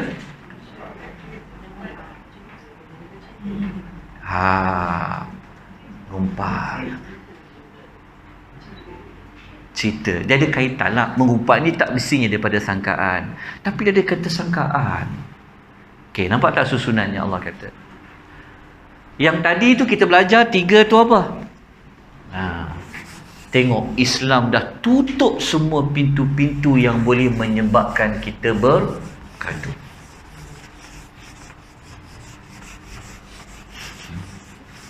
Intip, ngumpat. Jelas Jangan buat kerja macam ni. Maknanya hukum asal dalam agama kita kena sangka baik. Maksudnya macam kes tadi tu. Sebab itu kalau korek telefon ni, pukul 11 perempuan, banyak kes gaduh. Sangkaan yang kita belajar, sangkaan awal kita adalah baik dulu. Mungkin tersalah hantar kot, mungkin staf dia kot. Tapi kenapa perempuan hantar tulis nama kereta, lelaki tu duduk sorok kan? Contoh, nampak dekat luar, nampak kita orang mukmin, kita kata mungkin kakak dia kot, ataupun nampak sebaliknya, mungkin abang dia kot. Faham tak? Tapi apabila kita dah ada sangkaan, kecuali kalau terang-terang pergi kedai nombor ekor, memang tengok dia punya nombor ekor, takkan kita kata dia nak ke masjid tadi, tersalah singgah. Yang tu tak boleh sangkaan dah. Faham tak? Dia kalau dia memang dia beli arak, taklah, dia tadi nak beli air Milo, tukar beda. Tu tak boleh faham Jadi sangkaan. Okey, kemudian kita bertengok sini, kita baca dekat huraian dia. Okey, Allah kata, tak baca kat huraian dia. Dah tulis dah 3 tadi? Okey, khianatan. Okey, mudah je. Okey, tengok pada sangkaan perkataan Umar Al-Khattab kata apa? Janganlah kamu berprasangka terhadap ucapan yang keluar dari saudara mukminmu kecuali dengan prasangka yang baik. Sedangkan engkau sendiri mendapati kemungkinan ucapan itu mengandungi kebaikan. Macam bercakap lah. Kadang-kadang, tambah lagi dalam handphone ni, sangat bahaya. Kita tak marah, orang anggap kita marah. Kita tak sindir pun, orang anggap kita sindir. Sebab handphone ni dia banyak menyebabkan orang salah faham. Betul tak? Tapi kenapa kita tak letak sangkaan dulu? Oh, ayat tu nampak macam sindir. Tak, sebenarnya ayat tu dia nak menyatakan. Tapi apabila kita ada sangkaan, itu yang jadi. Nampak tak? Dia bahasa dalam orang sekarang ni semua kalau boleh tak nak cakap. Lepas tu kadang-kadang kita lebih suka rakam suara, voice record tu. Tapi yang kita janganlah mandu buat, supaya orang faham nada. Kadang-kadang kita tak hantar smile pun dah orang anggap kita marah. Faham tak? Tapi sepatutnya kalau dia macam tu, dia kena patah balik ayat yang in ja'akum fathikum binaba'in fatabayyanu tadi tu. Sidik dulu. Boleh faham ya? Okey, sebagai seorang mukmin, kita kena selalu pertahankan maruah orang. Kita sepatutnya macam kita kata, oh, dia cakap tu mungkin lain kot maksud dia, kau dengar salah tu. Kan banyak orang suka potong video pendek, quote kat sini, quote kat sini, quote kat sini. Yang satu lagi ni pula, nampak banyak jadi macam tu kan. Padahal sidik dulu tanya. Kan kita ajar fatabayyanu, tanya. Kalau dia ambil yang pendek-pendek, nada pula macam marah, habis. Orang kita kan semua suka rakam sekarang. Bahaya tau. Sini rakam, sana rakam, sini rakam, pergi tawaf pun rakam, sedang berdoa pun nak rakam. Semua benda nak selfie. Ini penyakit yang saya tak tahulah. Malaysia ni dia antara kedua ke ketiga paling kuat guna media sosial Asia. Jangan pelik. Tengok ada je dia rakam. Wallahu a'lam bissawab. Penyakit. Kadang-kadang kita pun rasa, semua orang rakam, aku tak rakam ke? Sudah. Dia faham ya? Okey. Tapi benda-benda yang harus tak apalah. Tapi yang macam saya kata, apa tadi tu? Sangkaan jangan. Sebab sekarang ni kan, kalau tak hati-hati boleh gaduh tau. Sebab tu apa-apa pun kita buat sangkaan. Oh, fikir positif, fikir yang baik. Oh, dia buat macam ni mungkin sebab ni, okey begini. Tapi kalau kita ada sangka, sangat bahaya. So yang sakit hatinya siapa? Kita. Sakit hati. So daripada sangkaan tu nanti dia akan bawa kepada mengintip, mencari jawapan. Okey. Kita tengok apa Umar cakap tadi kan. Umar kata kalau dia cakap tu, Umar kata mungkin benda baik kot. Dia kata kena sangka baik. Okey, kalau kita baca dekat bawah tu hadis, Nabi kata apa? Iyyakum wadh-dhann. Jauhilah kamu daripada prasangka yang buruk. Kenapa? Kerana prasangka itu adalah perkataan yang paling dusta. Tengok cara Nabi buat pengukuran. Kenapa paling dusta? Sangka buruk ni dia sebenarnya seperti kita berkata dusta tentang seorang. Muttafaqun alaih. Tahu tak dusta lain? Dusta yang lain Nabi pernah cakap, kita baca satu berita terus sebar. Nabi kata itu juga tidak dikatakan orang itu paling berdusta. Dia menyebarkan apa yang dia jumpa. Kalau benda betul tak apa. Itu pun satu perbuatan dusta, termasuk sangkaan. Hati-hati. Bab maklumat sekarang ni kalau boleh hati. Ya, kena hati-hati. Okey, kita telah belajar sangkaan buruk. Okey, dekat bawah tu sebenarnya tak semua sangkaan tu boleh. Tapi ada sangkaan banyak yang buruk yang tidak boleh. Okey, minggu akan datang, nanti kelas akan datang, kita akan elaborate lagi kisah Aisyah yang telah dituduh.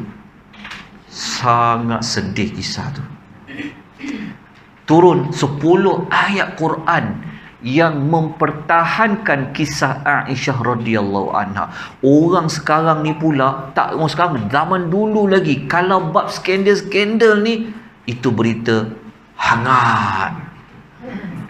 Ya, aku tak sangka kan dia tak pergi haji. Tapi cerita tu dia cepat je tersebar. Ingat tak kisah Nabi Yusuf dulu?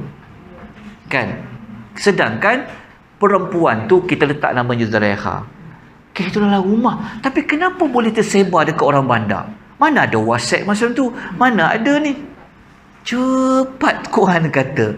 Sampailah kisah Aisyah dengan Safwan. Sepatutnya benda tu boleh dielakkan dengan semua bersangkaan. Tapi ialah manusia. Kan, manusia. Sampaikan Nabi tak boleh cakap apa-apa. Dia nak cakap Aisyah tak buat pun tak boleh. Nak pertahankan pun tak boleh. Bayangkan suami sendiri tak pertahankan diri dia. Jadi kita belajar. Punca daripada Allah Ta'ala menegur. Tengok ayat muka surat nombor 32 tu. Kisah Aisyah yang dituduh kan? Kan, tengok Allah Ta'ala tegur. Surah An-Nur ayat 12. Jumpa, ni ayat lah sebelum kita berhenti. Okey. Allah kata apa? Laula idh sami'tumuhu dhannal mu'minuna wal mu'minatu bi anfusihim khaira wa qalu hadza ifkum mubin. Tengok Allah kata, mengapa semasa kamu dengar tuduhan itu, orang yang beriman lelaki dan perempuan itu tak mau bersangka baik terhadap sesama sendiri dan cuba pertahankan, ini sebenarnya mungkin tuduhan ni. Nampak tak itu sesama dengan apa berlaku zaman kita sekarang? Terdengar satu cerita, tak sangka. No, orang beriman dia kena pertahankan dulu mahu orang beriman tu. Kalau dengar, mungkin salah kau dengar kot, mungkin kau salah baca kot, mungkin tuduhan kot. Jangan. Hati-hati Ambil kisah Aisyah. Jadi minggu yang akan datang kita akan kongsikan kisah itu, ayat-ayatnya yang Allah tegur. Dia akan menjadi kayu pengukur kepada sangkaan. Jangan sangkaan. Okey. Kita berhenti dekat sini sebab sudah 11.30 permulaan kelas kita. Alhamdulillah kita dapat belajar lebih kurang dalam 6 larangan. Nanti kita sambung. Okey, kelas akan datang kita buat 2 minggu lagi boleh? Saya cuba jadualkan dulu minggu Sabtu yang Sabtu yang ni kedua kedua dengan keempat. Boleh? Ke ada jauh sangat nak kena tiap-tiap minggu? Okey, kita buat dulu minggu kedua dengan keempat. Dah boleh jalan elok tu, nanti saya adjust macam mana. Sebab Sabtu pagi pertama dan ketiga saya ada kuliah subuh. Jadi setelah PKP tu banyak sangat berlaku perubahan jadual. Jadi untuk kejar kuliah subuh ke sini tu, tunggulah saya ada jet ke apa, sampai. Sekarang ni perjalanan dia, kalau 2 tahun lepas tenaga kita bawa motor pun boleh sampai tercabut exhaust saya tau. Saya pergi Jasin, tak apa, motor siapa pula meletup tu, tengok motor sendiri. Tanya Salah Ramlah pernah, entah 2 tahun ni badan tak tahulah apa kena waksin ke apa ke, dia jadi macam lain macam, dia jadi macam hilang banyak ketenaga. Tapi tak apa, insyaAllah kita kekalkan dulu. Nanti saya buat satu poster khas, kita ajak kawan-kawan lain datang, kita buat minggu pertama, kedua dan keempat hari Sabtu, insyaAllah. Ada apa-apa soalan nak tanya? Ya. Okey, share tu. Okey, yang orang suka dah boleh kemas, masukkan barang semua tu. Okey, kalau orang yang suka berkongsi apa yang dia buat, terutama dalam perkara ibadat tu, sangkaan pertama kita apa? Sangkaan baik kita mungkin dia nak ajak kita, mungkin dia nak sekian-sekian lah. Okey, kita serahkan kepada Allah apa niat dia. Tapi kita sendiri secara peribadi, kalau kita paparkan kepada orang lain, boleh jatuh kepada menunjuk-nunjuk, maka elakkan. Tapi kalau orang lain buat, sangkaan baik kita, mungkin dia nak ajak orang, mungkin dia sekian-sekian dari sebab tertentu. Kalau sebaliknya, itu ukurannya pada Allah Subhanahu wa ta'ala. Okey, kita jumpa lagi insya-Allah. Aqulu qouli hadza wa astaghfirullahal azim wa bila taufiq wal hidayah. Wassalamu alaikum warahmatullahi wabarakatuh.